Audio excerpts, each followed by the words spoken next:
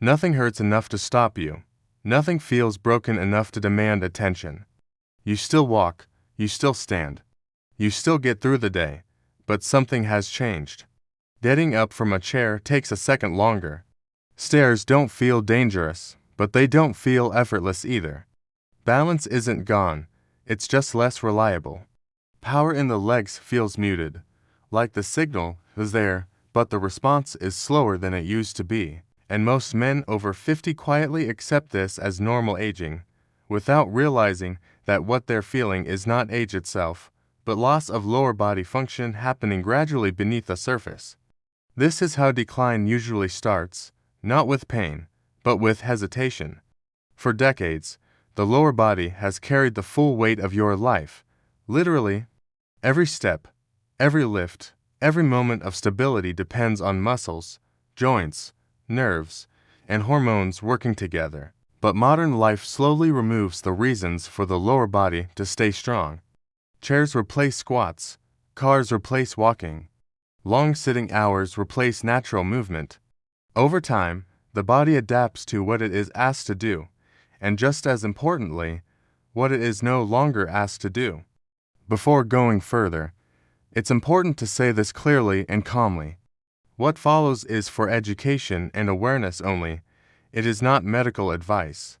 Any exercise or health decision, especially after 50, should be discussed with a qualified healthcare professional who understands your personal medical history. This conversation is about understanding patterns, not prescribing treatment. The first system quietly affected by lower body decline is the muscle-hormone connection. Research suggests that large muscle groups, especially in the legs and hips, play an important role in maintaining hormonal signals in men. When these muscles are used regularly, they send a message to the body that strength, repair, and resilience are still required. When they are neglected, that message weakens. Testosterone does not disappear overnight, but the signal to maintain it may gradually reduce when the body senses less demand for physical power. This is not failure, it is efficiency. The body adjusts output based on use. The second system involved is circulation and joint nutrition. Movement is how joints receive nourishment. Blood flow delivers oxygen, nutrients, and waste removal to tissues that don't have direct blood supply, like cartilage. When movement becomes limited or repetitive, joints stiffen, balance worsens, and small compensations develop. These compensations are subtle at first: a slight shift in posture, a preference for one leg, a reduction in stride length.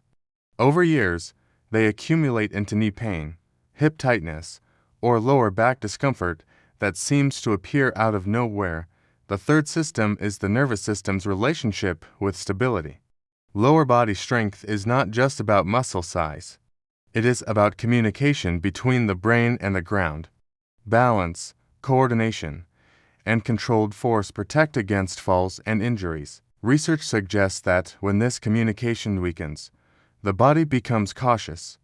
Movement slows, confidence drops, and once confidence drops, activity drops further, accelerating decline. This is where a common misconception takes hold. Many men believe that after 50, lower body training is risky, that squatting is dangerous, that strength training is for younger bodies, that walking alone is enough. These beliefs are understandable, but they are incomplete. Risk does not come from movement itself, it comes from inappropriate movement, poor progression, or complete avoidance. Avoidance sends a powerful signal to the body: prepare for less, not more. And once the body prepares for less, it delivers exactly that.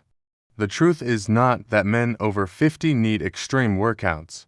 The truth is that they need the right movements, performed consistently, with control and respect for recovery. Movements that restore strength, stability, and hormonal signaling without overwhelming joints or the nervous system. Movements that remind the body it is still needed. This is where the conversation shifts away from fear and toward intelligent action. Lower body health is not rebuilt through random exercises. It is rebuilt through a small number of foundational movements that address multiple systems at once. When chosen correctly, These movements may help restore strength, improve circulation, enhance balance, and support healthier hormonal signaling over time. Not through intensity, but through consistency. And while no exercise can guarantee outcomes or replace medical care, research suggests that targeted lower body training can play a meaningful role in maintaining mobility, independence, and overall vitality in men over 50. In the next part, we lines begin breaking down the deeper reason why a small number of specific lower body movements matter more than dozens of random ones, and how they quietly influence strength stability and hormonal health without requiring punishment or extremes. The body doesn't need complexity, it needs clarity. As men move past 50, the mistake is not that they stop moving, it's that their movement loses purpose. Random activity replaces structured demand. The body stays busy, but it no longer receives the clear signals required to preserve strength, stability, and internal balance. And without those signals, systems slowly downshift. Lower body function sits at the center of this process because it connects directly to survival mechanics. Standing up, walking confidently, stabilizing under load. When these abilities weaken, the body interprets it as a need to conserve. Research suggests that this conservation may influence not only muscle mass, but also metabolic efficiency and hormonal signaling over time. This is why a small number of well-chosen movements matter more than volume. They don't exhaust the body, they communicate with it. The first movement pattern the body responds to, the ability to sit down and stand up under control. This is not just an exercise, it is a survival skill. When the hips, glutes, thighs, and core work together to move the body vertically, they activate some of the largest muscle groups in the human body. Research suggests that using these muscles regularly may help maintain muscle mass, joint integrity, and insulin sensitivity. When done with proper range and control, this pattern supports knee health rather than damaging it. The body recognizes this movement as functional demand, a reason to stay strong. The second pattern involves stepping and single leg support. Walking alone keeps you mobile, but it does not challenge balance or stability in a meaningful way. Controlled stepping movements, where one leg supports the body while the other moves, train the nervous system to stay sharp. Balance improves not because muscles grow, but because communication improves.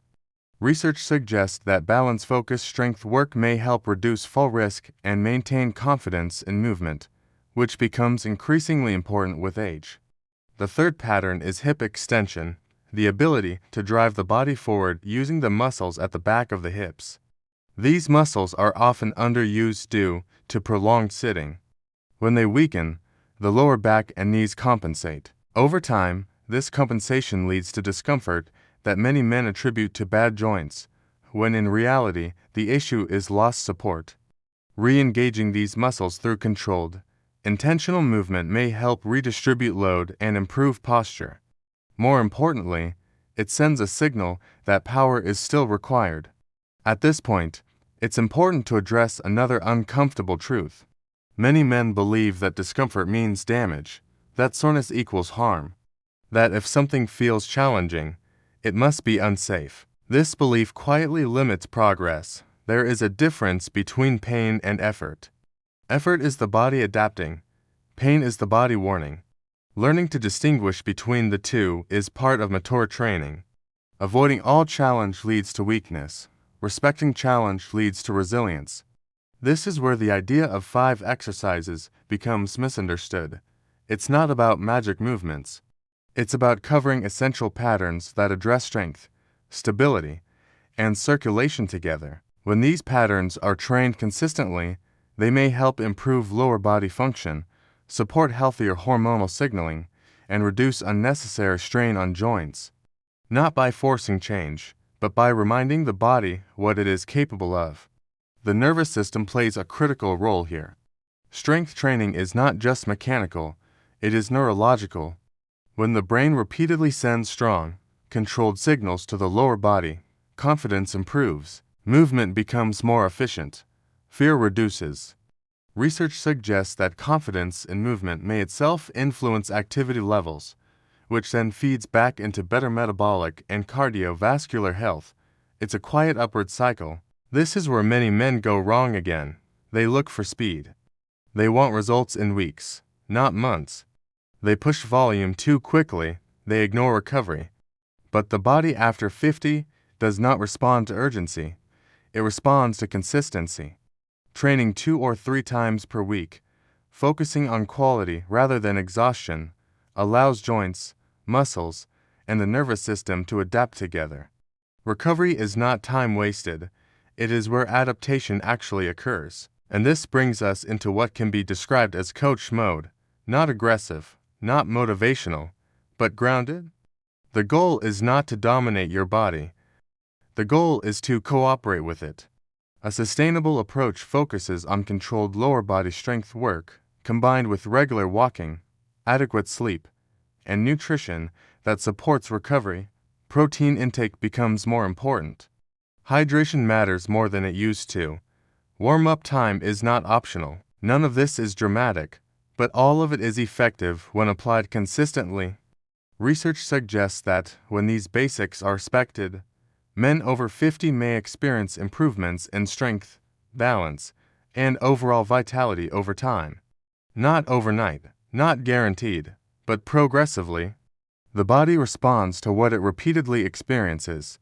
Give it structure, and it adapts upward. Give it neglect, and it adapts downward. In the final part, we'll bring this together into a clear, realistic framework, how these movement patterns fit into real life, what timelines actually look like, and how men over 50 can approach lower body training with confidence instead of fear. By this stage, the pattern should be clear. The body after 50 is not fragile, it is selective. It no longer responds to chaos, intensity for the sake of intensity, or punishment disguised as discipline. It responds to clarity, repetition, and signals it can trust. Lower body strength sits at the center of this trust because it represents independence, the ability to stand up without thinking, to walk without hesitation, to carry your own weight, literally and symbolically. When these abilities are trained correctly, the body does not just become stronger. It becomes more willing to invest resources back into repair. Research suggests that consistent strength work using large muscle groups may help support healthier metabolic and hormonal environments in men as they age. Not because exercise is medicine, but because movement communicates need. The body maintains what it believes is required for survival and function. This is where realistic expectations matter. Lower body strength does not return in days. Balance does not stabilize in a week.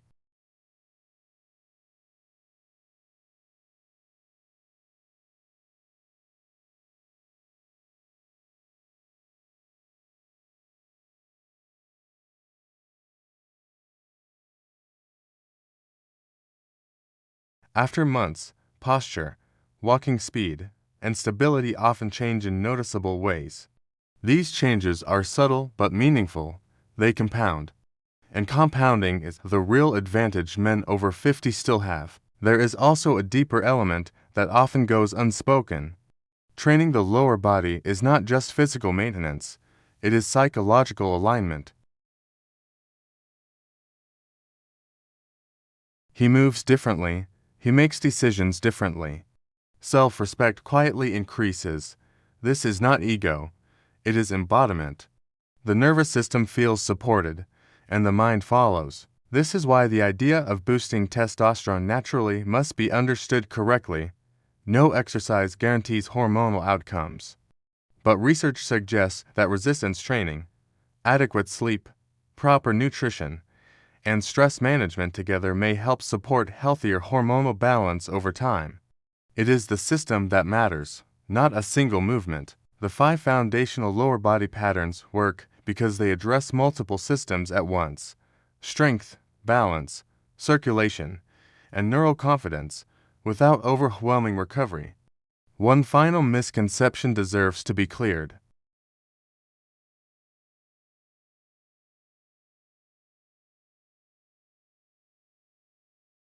This belief quietly keeps men inactive.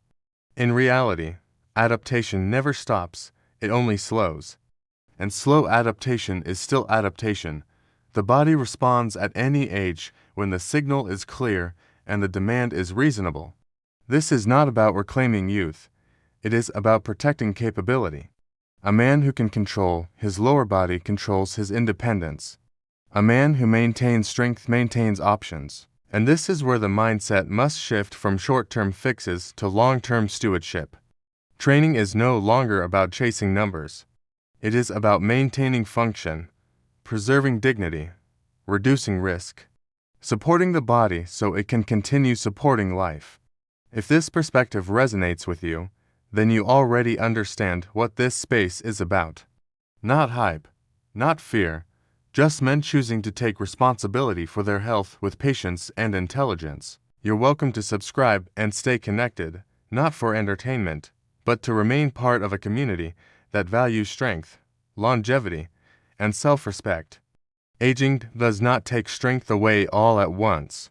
It asks quietly whether you still need it, and the body answers honestly.